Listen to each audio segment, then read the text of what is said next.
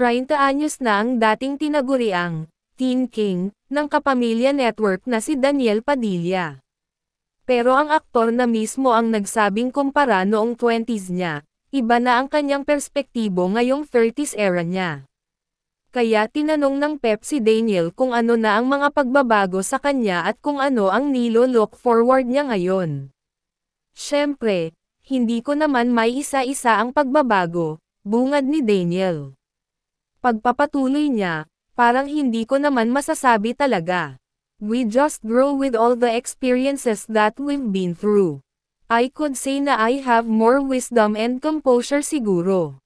Ang daming nakapansin na press at vloggers na mas gumwapo at mas relaxed daw ang aura ni Daniel. Sa comment section sa TikTok video ng Pep ay iyon din ang nasabi ng kanyang fans.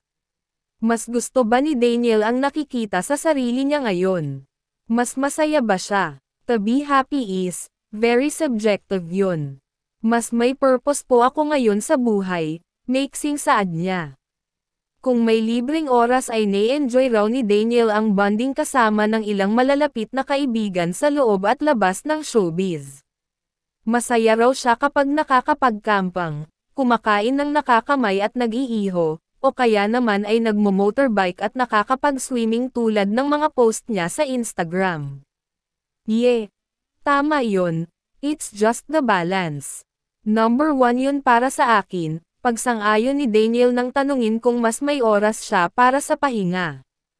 Pangalawa, I just think, it's the timing.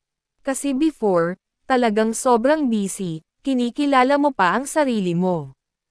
And now, siguro mas kilala ko na ang sarili ko ngayon. Pangalawa, mas nababalanse ko na ang lahat ng mga bagay din. Mas may direksyon din daw siya ngayon. Ani Daniel.